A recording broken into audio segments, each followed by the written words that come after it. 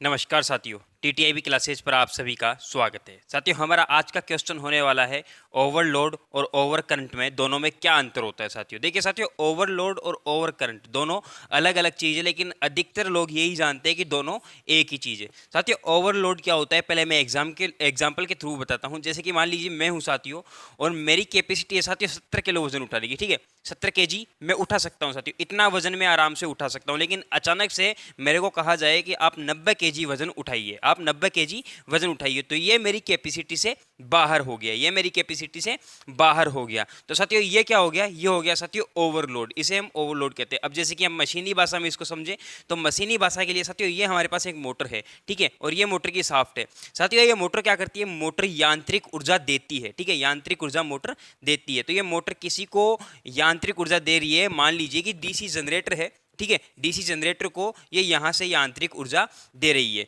साथियों यहां पर अगर डीसी जनरेटर की जगह और कुछ जोड़ दिया जाए, या फिर मान लीजिए कि डीसी जनरेटर की शाफ्ट जाम है, तो और साथियों शाफ्ट घूम नहीं रही किसी भी कारणवश, यहां पर इस मोटर को काफी जोर लगाना पड़ रहा है, तो साथियों इसे हम कहते हैं ओवरलोड, इसे हम कहते हैं ओवरलोड। तो साथियों ये ओवरलोड हो गया। अब साथियों यहां पर इस ओवरलोड के कारण क्या हो गया कि शाफ्ट घूम नहीं रही। अब शाफ्ट को घुमाने के लिए इस मोटर को अधिक करंट चाहिए, ठीक है। ये मोटर है साथियों, मान लीजिए कि 10 एम्पियर की मोटर है, 10 एम्पियर पर ये मोटर चल सकती है, लेकिन यहां पर 10 एम्पियर पर ये हमारी जो शाफ्ट है घूम नहीं रही, शाफ्ट घूम नहीं रही। क्यों घूम नहीं रही, यहां पर या तो जनरेटर टाइट है साथियों, जनरेटर की शाफ्ट टाइट है, या फिर यहां पर इस शाफ्ट पर जो लोड लगा दिया गया, यहां पर ये लोड ज्यादा लगा दिया गया है, लोड ज्यादा लगा दिया है कि जो कि घूम नहीं रहा इस मोटर से।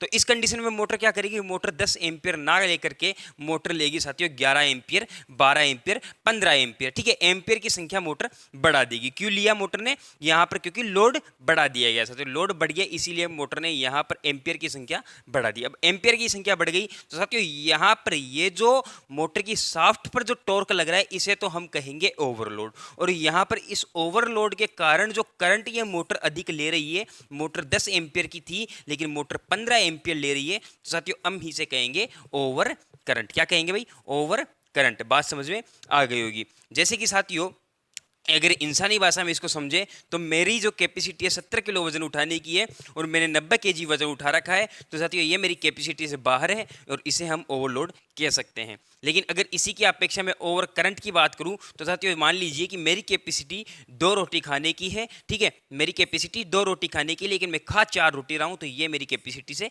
बाहर है। साथियों हम इसे ओवर करंट की सहायता से इस प्रकार से समझ सकते हैं। आपको अगर मैं एक लाइन में और जवाब दूं अंत के अंदर, तो साथियों यहां पर इसका मतलब यही है कि इस मोटर पर जो शाफ्ट पर जो बल लगाया जा रहा है साथियों, और मोटर घूम नहीं रही, शाफ्ट घूम नहीं रहा, तो साथियों ये कहलाएगा ओवरलोड, क्योंकि मोटर की कैपेसिटी से ज्यादा हमने इसके ऊपर लोड जोड़ दिया है। और यहां पर साथियों जो करंट ये मोटर ले रही है 10 एम्पियर की थी, लेकिन 11 एम्पियर, 12 एम्पियर, 15 एम्पियर तक ये ले रही है, तो हम इसे कहेंगे ओवर करंट। क्या कहेंगे भाई, ओवर करंट। तो बात समझ में आ गई होगी। धन्यवाद साथियों, अगर आपको वीडियो अच्छा लगा है तो वीडियो को लाइक, चैनल को सब्सक्राइब और बेल आइकन को ऑन जरूर से कर लीजिएगा। धन्यवाद साथियों, हमारे साथ लास्ट तक बनने के लिए आप सभी का बहुत बहुत धन्यवाद।